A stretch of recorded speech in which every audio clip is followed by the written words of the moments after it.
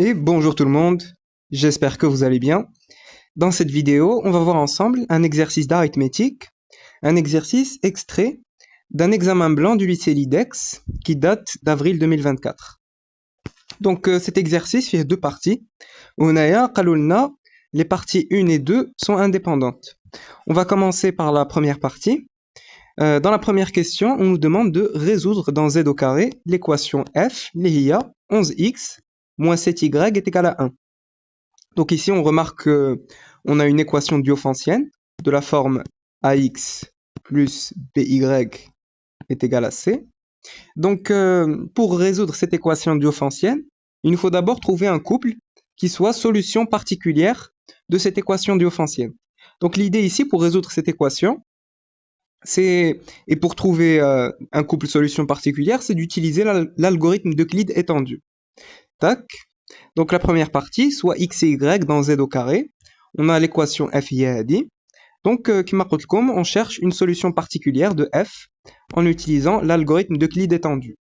Donc le principe de l'algorithme d'Euclide étendu, on va prendre 11, on va le diviser par 7. On va faire la division euclidienne de 11 par 7. Donc si je divise 11 par 7, j'aurai un quotient de 1 et un reste de 4. Donc 11 c'est égal à 1 fois 7 plus 4. Maintenant, le 7, je vais le diviser par 4. Donc j'aurai 7 est égal à 1 fois 4 plus 3. Le quotient c'est 1, le reste c'est 3. La même chose, le 4 ici, je vais le diviser par le reste que j'ai trouvé, par 3. Donc 4 c'est 1 fois 3 plus 1. Et maintenant, le 3, je le divise par 1. Donc 3 est égal à 3 fois 1 plus 0.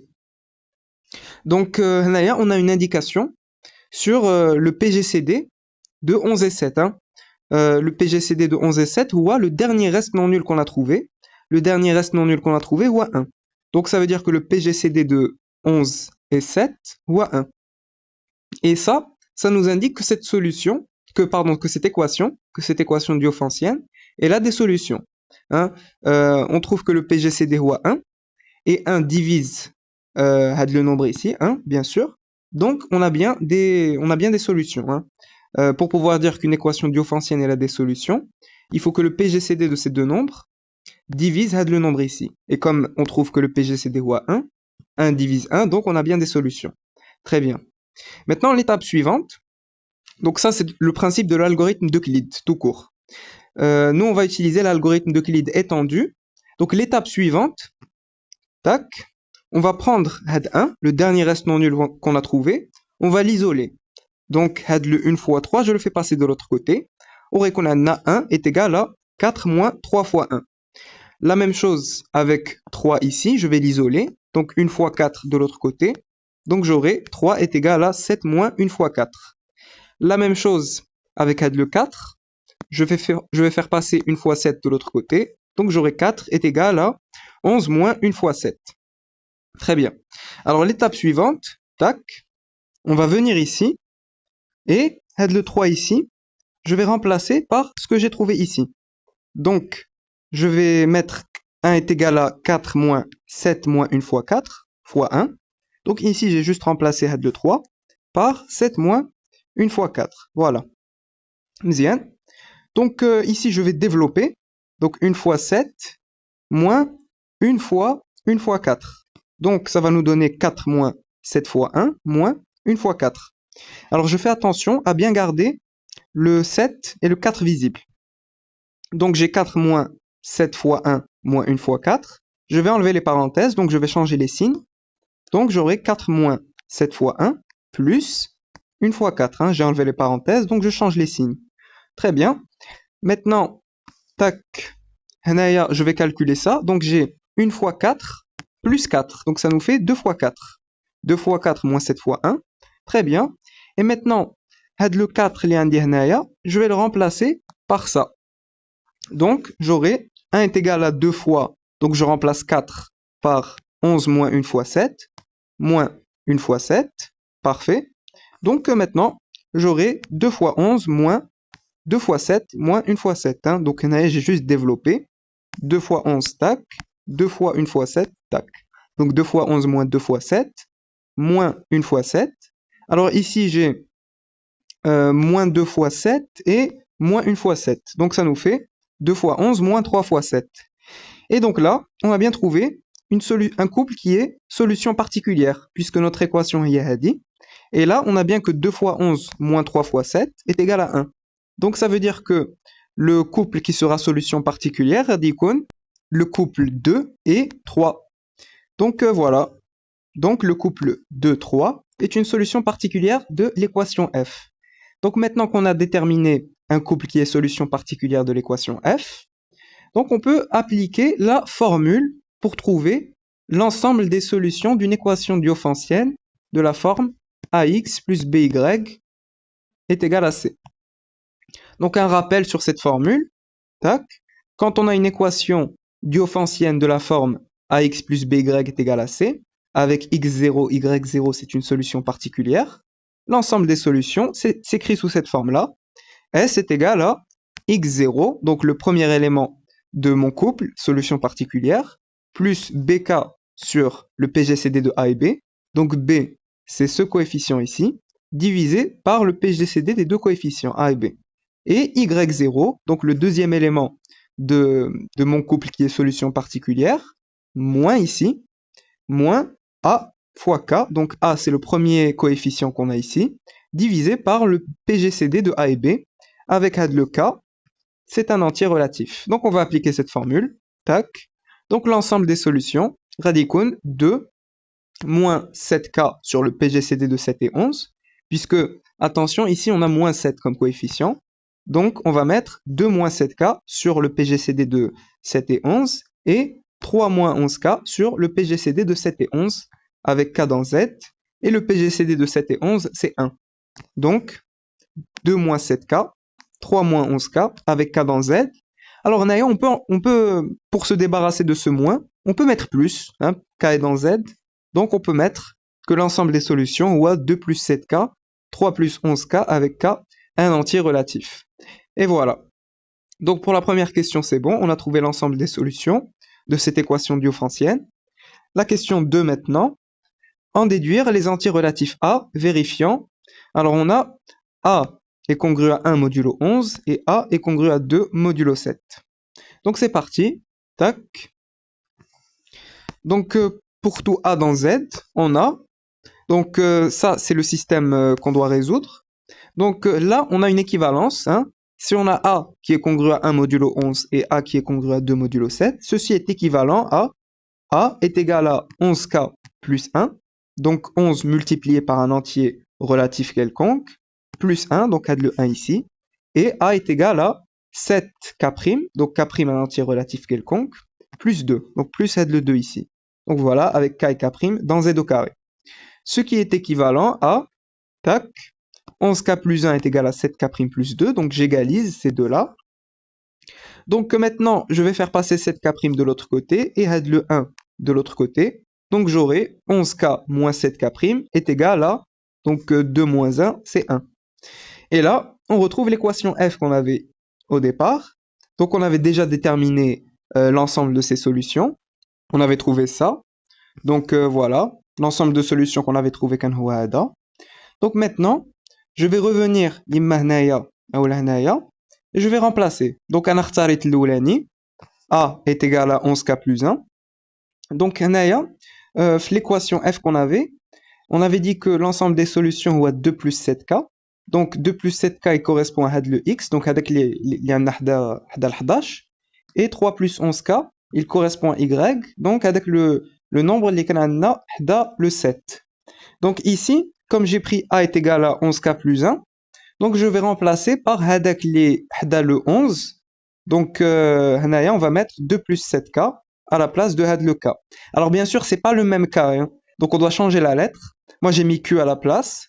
Donc j'ai mis A est égal à 11 facteur de 2 plus 7Q plus 1. Maintenant je développe. Donc 11 fois 2 c'est 22. 11 fois 7 c'est 77. Donc on aura A est égal à 22 plus 77Q plus 1. Et 22 plus 1 c'est 23. Donc A est égal à 23 plus 77Q avec Q un entier relatif quelconque. Donc voilà, on a répondu à la question. On a montré que, tac, l'ensemble des entiers relatifs A qui vérifient ce système, ils s'écrivent sous cette forme-là. Tac, A est égal à 23 plus 77Q avec Q un entier relatif quelconque. Parfait. Donc maintenant on peut passer à la deuxième partie. Dans la partie 2, soit P et Q, deux nombres premiers positifs distincts, et soit A, un élément de n étoiles, tel que P et A sont premiers entre eux, donc leur PGCD est égal à 1, et Q et A, ils sont premiers entre eux, donc leur PGCD est égal à 1.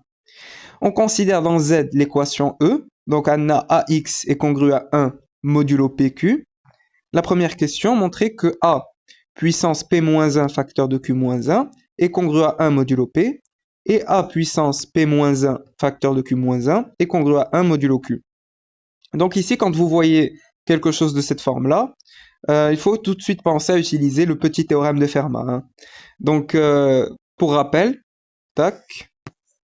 Donc la partie 2, soit A dans n étoiles et soit X dans Z, on a l'équation E qu'on doit résoudre, c'est celle-là. Donc un rappel sur le petit théorème de Fermat, soit P un nombre premier et A un entier relatif tel que A et P sont premiers entre eux. D'après le petit théorème de Fermat, A puissance P-1 est congru à 1 modulo P. Donc ici on peut appliquer le petit théorème de Fermat. Donc on va l'appliquer d'une part pour montrer ça, et une deuxième fois pour montrer ça. Donc c'est parti. Tac. P est un nombre premier, et P et A sont premiers entre eux. Donc voilà, on a les deux conditions pour appliquer le petit théorème de Fermat. Donc d'après le petit théorème de Fermat, A puissance P-1 est congru à 1 modulo P. D'où, alors je vais élever à la puissance Q-1 des deux côtés. Donc pour passer de là à là, j'ai juste élevé à la puissance Q-1 des deux côtés. Et 1 puissance Q-1, c'est toujours 1. Donc A puissance P-1 facteur de Q-1 est congru à 1 modulo P. Hein. Ici j'ai deux puissances, donc je fais leur facteur P-1 fois Q-1. Je fais leur produit, pardon. Voilà, donc pour la première c'est bon. Tac. Donc pour celle-là c'est bon. Maintenant on va voir la deuxième, c'est le même principe, petit théorème de Fermat. Tac. D'autre part, Q est un nombre premier, et Q et A sont premiers entre eux. Donc d'après le petit théorème de Fermat, A à la puissance Q-1 est congru à 1 modulo Q. Alors bon, bien sûr, dans l'énoncé, on nous avait donné Q et A sont premiers entre eux. Tac. Donc voilà, Q et A sont premiers entre eux. La même chose ici pour P et A, ils sont premiers entre eux, hein, c'était donné dans l'énoncé. Donc voilà, d'après le petit théorème de Fermat, A à la puissance Q-1 est bien congru à 1 modulo Q. Maintenant, la même chose que pour tout à l'heure, je vais élever à la puissance P-1 des deux côtés. Donc 1 puissance P-1 c'est 1, donc blamen dire 1 puissance P-1. Donc A puissance Q-1 puissance P-1 est congru à 1 modulo Q. Je fais le produit de ces deux exposants. Donc A puissance Q-1 facteur de P-1 est congru à 1 modulo Q. Et c'est exactement ce qu'il fallait montrer. Parfait. Ensuite, la question suivante. La question 2, en déduire que le nombre x0 est égal à A puissance P-1 facteur de Q-1 moins 1 est une solution de l'équation E. Donc c'est parti. On va s'appuyer sur ce qu'on a montré dans la question numéro 1. Tac. Donc soit A dans n étoiles, on pose x0, donc c'est A puissance P-1 facteur de Q-1 moins 1.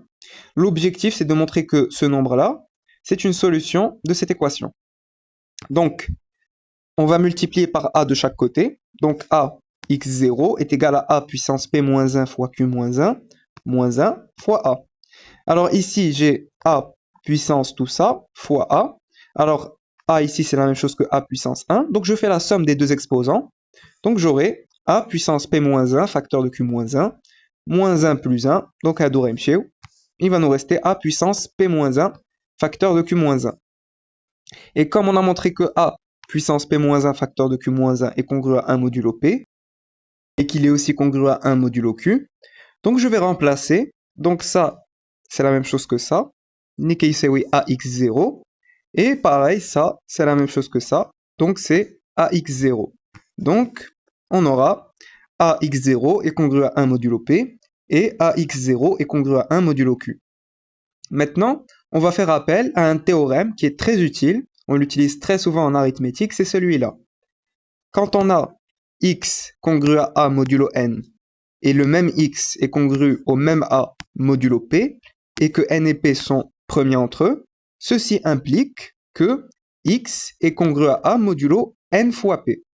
Donc ici, on a bien ax0 est congru à 1 modulo p. ax0, عاوتاني, il est encore congru à 1 modulo q. Et p et q, ce sont des nombres premiers. Donc, ils sont premiers entre eux. Donc, comme p et q sont premiers entre eux, donc d'après ce théorème, alors ax0 est congru à 1 modulo p fois q. Donc, x0 est une solution de l'équation E. Voilà. Donc, on a bien trouvé ça. Et l'équation E y a dit. Donc, on a bien x0 qui vérifie l'équation E. Donc, bien sûr, ici, pas besoin de montrer la réciproque, puisqu'on doit montrer que c'est une solution de E. Donc, que x0 est inclus dans l'ensemble des solutions de E. Donc, pas besoin de vérifier la réciproque. Voilà. Donc, pour cette question, c'est bon. Tac. La question 3, montrer que l'équation E est équivalente à AX est congru à AX0 modulo PQ. C'est parti. Donc là, on doit montrer une relation d'équivalence.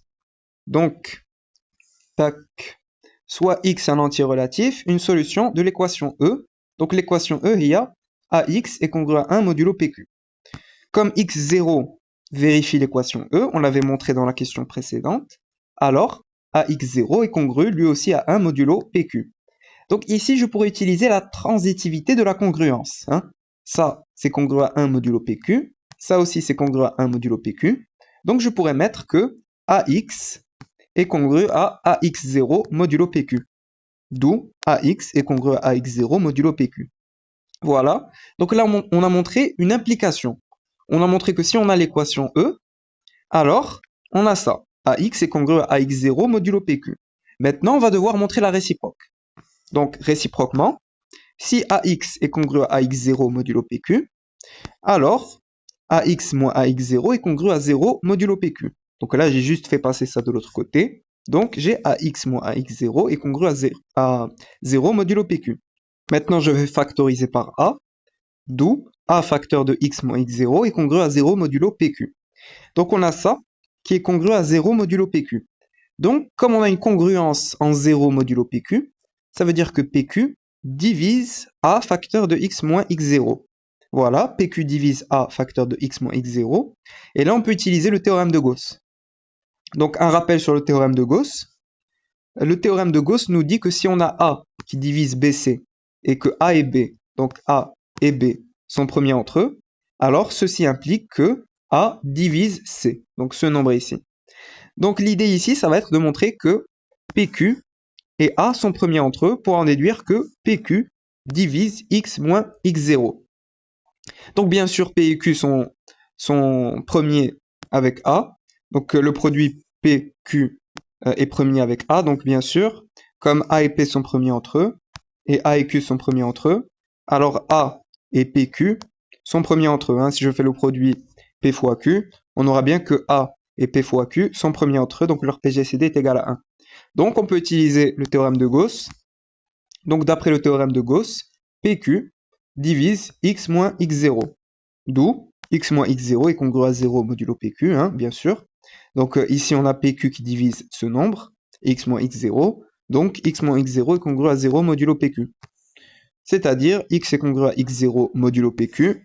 Donc, je multiplie par A de chaque côté. AX est congru à AX0 modulo PQ. Très bien. Comme x0 est une solution de l'équation E, c'est-à-dire ax0 est congru à 1 modulo PQ, alors par transitivité, on a bien montré que ax est congru à 1 modulo PQ. Donc voilà, on a montré que si on a ça, tac, alors on retrouve bien l'équation E. Voilà, ax est congru à 1 modulo PQ. Donc voilà, on a bien montré que ça implique ça. Réciproquement, on a montré que ça implique ça. Voilà, donc on a la double implication. Donc on a bien une équivalence. Donc l'équation E équivaut à AX est congru à AX0 modulo PQ. Voilà. Très bien. Ok. Donc la question suivante, la question 4, en déduire l'ensemble de solutions de l'équation E. Donc pour en déduire l'ensemble des solutions de l'équation E, nous on a déjà montré ça. Donc E est équivalent à AX est congru à AX0 modulo PQ. Donc on va déterminer l'ensemble des solutions de cette équation-là. Et donc, comme ces deux équations sont équivalentes, on aura déterminé l'ensemble des solutions de l'équation E. Donc c'est parti. Tac. Donc soit x un entier relatif et a un entier naturellement nul. On avait déjà montré cette relation d'équivalence. Donc l'équation E équivaut à ax est congrue à ax0 modulo pq. Donc avec x0, donc le x0 ou le nombre qui vérifie l'équation E. Ça, on l'avait déjà montré, bien sûr. Donc l'équation E équivaut à, donc ça, je le fais passer de l'autre côté, ax moins ax0 est congru à 0 modulo pq. Je factorise par a. Donc c'est ce qui est équivalent à a facteur de x moins x0 est congru à 0 modulo pq. Ok, donc pq divise a facteur de x moins x0. Alors encore une fois, on peut utiliser le théorème de Gauss, puisqu'on avait déjà montré que pq ne divise pas a. Donc, d'après le théorème de Gauss, pq divise x moins x0, ce qui est équivalent à q moins x0 est congru à 0 modulo pq. Donc pq divise x moins x0, donc on a bien une congruence en 0 modulo pq. Ce qui est équivalent à x est congru à x0 modulo pq. Donc voilà, c'est équivalent à x est égal à un entier relatif k fois pq, tac, plus x0, tac, avec k, un entier relatif quelconque. Donc voilà, donc ici comme on a des équivalences, hein, on avait déjà montré l'équivalence dans la question précédente, donc comme on a des équivalences successives, donc pas besoin de montrer une réciproque. Hein. Donc ici on a déjà l'équivalence, donc l'ensemble des solutions s'écrit sous cette forme-là, k fois pq plus x0, avec k un entier relatif quelconque, et x0, on peut le réécrire comme étant a puissance p-1 facteur de q-1 moins 1. Donc on trouve que l'ensemble de solutions, wahada, donc voilà. On a terminé cette question. On passe à la dernière question maintenant, c'est la question 5. Résoudre dans l'ensemble Z l'équation 10x est congru à 1 modulo 33. Alors moi, l'équation, je l'ai appelée E'. Tac. Donc juste question de notation. Donc c'est parti. Tac. Soit x dans Z, solution de l'équation E'. Donc c'est l'équation 10x est congru à 1 modulo 33. Je multiplie par 10 de chaque côté. Donc 10 fois 10x est congru à 10 modulo 33. 10 fois 10, c'est quoi? C'est 100. Donc on a 100x est congru à 10 modulo 33. Et là, petite astuce, 100 c'est quoi? 100 c'est 3 fois 33 plus 1. Donc ici, si je divise 100 par 33, je vais trouver un reste de 1. Donc je pourrais écrire que 100 est congru à 1 modulo 33. Donc ici, à la place de le 100, je vais mettre 1. D'où x est congru à 10 modulo 33. Donc قلنا le 100, on va mettre 1 à sa place. Donc 1 bla maxbo. On va dire directement x est congru à 10 modulo 33. Donc il existe un cas dans Z tel que x est égal à 33k plus 10. Donc, on a x qui s'écrit sous cette forme-là, 33k plus 10 avec k un entier relatif. Donc là, on a juste montré une implication. On a montré que l'équation E' implique que x est égal à 33k plus 10. Donc on a 33k plus 10 qui est inclus dans l'ensemble des solutions de l'équation E'. Donc on va montrer la réciproque. Donc réciproquement, si x est égal à 33k plus 10 avec k dans Z, alors je multiplie par 10 de chaque côté, 10x est égal à 330k plus 10. Alors ici, j'ai 100, ici j'ai 330, donc je vais réécrire ça comme étant 10x est égal à 330k plus 99 plus 1, je l'ai fait exprès, puisque je pourrais dire que 10x est égal à, je factorise par 33, donc 33 facteur de 10k plus 3, plus 1. Donc ici, je vais poser que 10k plus 3, donc je vais mettre k' à sa place, مثلا, et j'aurai k' qui est lui-même un entier relatif. Donc on aura, voilà, on pose k' est égal à 10k plus 33, donc à la place de 10k plus 33, on va dire k'. Donc 10k est égal à 33k' plus 1, avec k' un entier relatif quelconque. Donc ici, j'ai bien cette égalité. Donc je pourrais mettre que 10x est congru à 1 modulo 33. Hein. Donc si je divise 10x par 33, j'aurai un quotient y k' et mon reste ça sera 1. Donc le nombre ici, je vais le mettre هنايا. 10x est congru à 1 modulo 33. Donc voilà, on retrouve bien l'équation E. Donc c'est bon, on a montré la double implication, donc on a bien l'équivalence. Donc 10x est congru à 1 modulo 33. Donc ça c'est l'équation NSMISA E' est équivalente à x est égal à 33k plus 10 avec k dans z. Donc voilà, on a bien l'équivalence. Donc l'ensemble des solutions, on dit qu'on a S est égal à 33k plus 10 avec k, un entier relatif quelconque. Donc voilà, on a trouvé l'ensemble de solutions de l'équation demandée. Donc c'était la dernière question de cet exercice d'arithmétique, un exercice extrait d'un examen blanc du lycée LIDEX. J'espère que cette vidéo vous a plu. N'hésitez pas à mettre vos remarques et vos suggestions en commentaire, et à très bientôt.